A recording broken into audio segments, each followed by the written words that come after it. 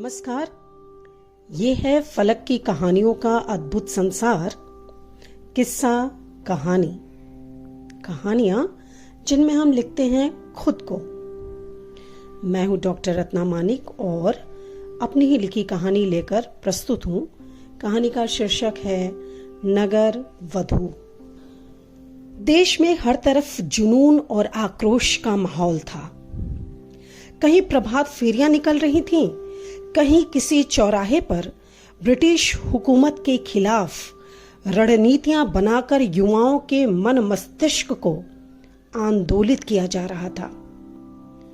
देश के क्रांतिकारियों का विशाल समूह अपनी योजनाओं के अनुरूप अपने हिंदुस्तान के स्वाभिमान की रक्षा हेतु, अपनी माताओं बहनों के गौरव की सुरक्षा हेतु सिर पर केसरिया बाना बांधकर हर जोखिम का सामना करने को तत्पर था।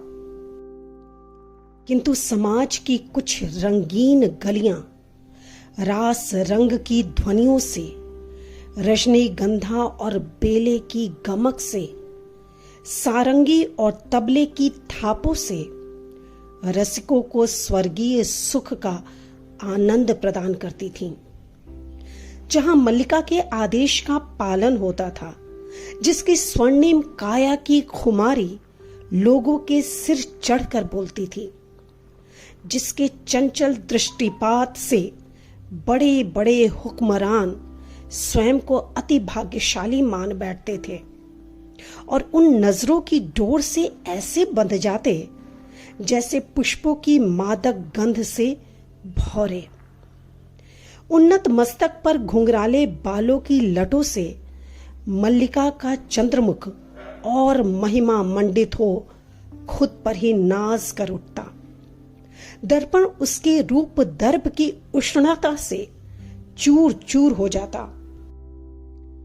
मल्लिका को नजर भर देख लेने की कामना लिए उसके भव्य भवन में ब्रिटिश फौज के बड़े बड़े ओहदेदार से लेकर हिंदुस्तानी पूंजीपतियों, आला कमानों और अपने शौर्य के अभिमान से अपने मूछों पर ताव देने वाले राजपूतों के साथ कुछ दुमदारों की भीड़ ऐसी लगी रहती जैसे मंदिरों के बाहर निरीह याचकों की पंक्ति।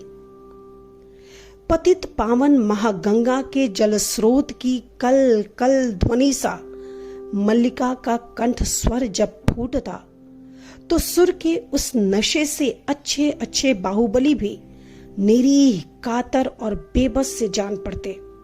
फिर तो हृदय की भावुकता संभाले न संभलती।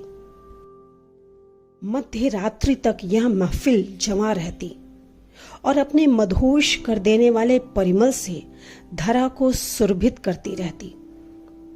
किंतु रात्रि के अंतिम प्रहर के अंधकार में एक लंबी चौड़ी बलिष्ठ आकृति हर रोज मल्लिका के उस भव्य भवन में प्रवेश करती और कुछ घड़ी बाद ही वह आकृति ओढ़े हुए कंबल को दुरुस्त कर सावधानी पूर्वक अपनी नजरों की कोर से दाएं बाएं देखते हुए अंधकार में ही विलीन हो जाती थी। लेकिन सघन पेड़ों के झुरमुट में इस दृश्य को देखकर किसी की आंखें जुगनू सी चमक उठती थीं।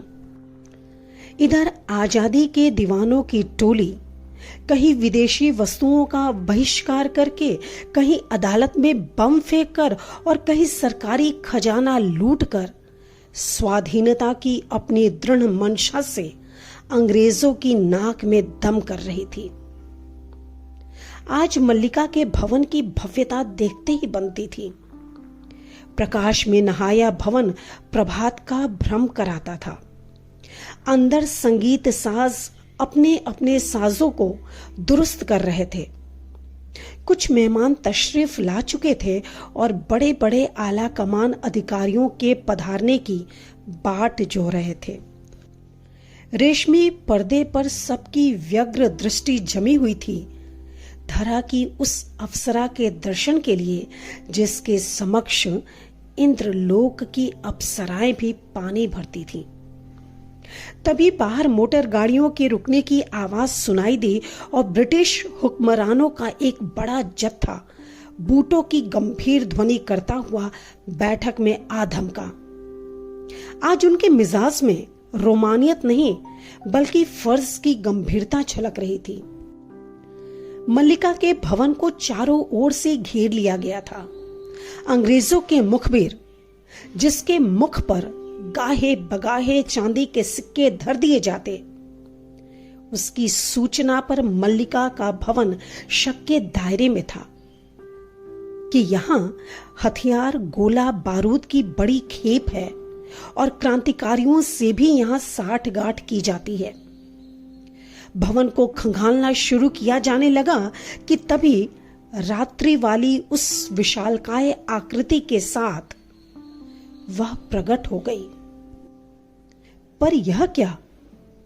उसके दमकते रूप पर आभूषण और साज सज्जा का कोई चिन्ह न था और उसके शरीर पर रेशमी साड़ी की बजाय खादी की धोती थी। हाथ में कृपाण और नेत्रों में क्रोध की ज्वाला। उसका यह रूप अपराह्न के भास्कर की तरह प्रचंड हो रहा था। वह कोई और नहीं, मल्लिका थी। वह मल्लिका जिसे समाज नगर वधु मानता था, और वह विशाल आकृति देश के जांबाज सिपाही की थी, जिसके साथ केसरिया बाना पहने उसके कई और साथी भवन के खुफिया मार्ग से प्रकट हो गए थे। ब्रिटिशों पर मां भारती के लाल और दिलेर मल्लिका ऐसे पिल पड़े जैसे गीदड़ों के समूह पर शेर। देखते ही देखते केसरिया बाना अंग्रेजियत पर भारी पड़ने लगा था। ब्रिटिश जमीन पर शक्तिहीन हो धाराशायी पड़े थे। इंकलाब मुकम्मल हुआ चाहता था कि तभी एक दंदनाती गोली उस विशालकाय सिपाही के सीने की ओर तेजी से बढ़ी। किंतु यह क्या हुआ? बिजली किसी फुर्ती से नगर वधु मल्लिका ने उस जाबाज को परे ढकेल दिया। खून की एक तेज धार से मल्लिका की सफेद धोती मानो इंकलाब का शंखनाद करती रंगती चली गई। देवी, ये आपने क्या कर डाला? सिपाही बुरी तरह बौखलाया। मल्लिका के दीप्त मुखमंडल पर एक पवित्र मुस्कान तैर गई। सिपाही, इस देश को अभी तुम्हारी जरूरत है। मल्लिकाएं तो और आ जाएंगी। जय हिंद सिपाही, जय भारती। उस नगर वधु का कंठ लड़खड़ा उठा था। सांसें उखड़ रही थीं। उसने कपकपाते हाथों से धरा की माटी को मस्तक से लगा लिया। उसकी देह शांत हो गई थी, किंतु उसके उन्नत मस्तक पर देशाभिमान की स्वर्णिम आभा प्रभात की लाली सी बिखरी पड़ी थी। बस ये कहानी यहीं तक। अभी आप सुन रहे थे मेरी यानी डॉक्टर रत्ना मानिक की आवाज में मेरी ही लिखी रचना नगर वधु।